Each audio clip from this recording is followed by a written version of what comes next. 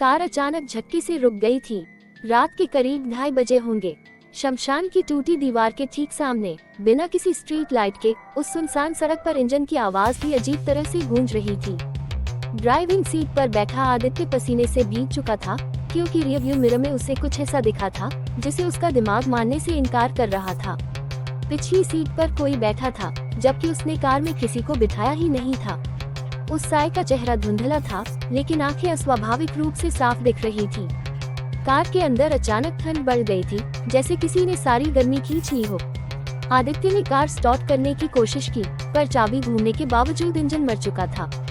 उसी पल उसे एहसास हुआ कि शमशान के अंदर जलती आधी अधूरी चिताओं से उठता धुआं अब उसकी कार की ओर सरक रहा था।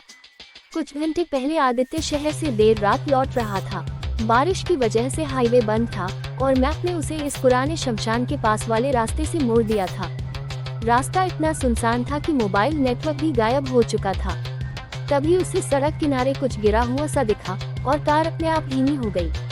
उसी मोड़ के बाद से उसे लगने लगा था कि कोई पीछे बैठा है, लेकिन उसने इसे थकान समझकर नजरअंदाज कर दिया। अब वही एहसास हकीकत बनकर उसके सामने था। कार की पिछली सीट पर बैठा साया हिल नहीं रहा था, लेकिन उसकी मौजूदगी भारी होती जा रही थी। शीशों पर उंगलियों जैसे निशान उभरने लगे, अंदर से नहीं बल्कि बाहर से। शमशान की घंटी बिना हवा के हिलने लगी और हर झटके के साथ आदित्य का दिल तेज धड़कने लगा।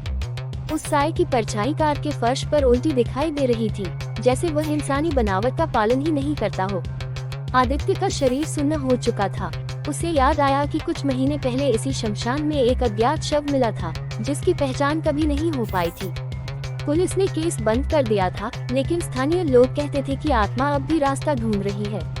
अचानक कार के अंदर की लाइट जल गई। पिछली सीट खाली थी, लेकिन रियर व्यू मिरर में अब भी वही आंखें दिख रही थी, इस बार सीधे आदित्य की नहीं, बल्कि शमशान की ओर देखती हुई।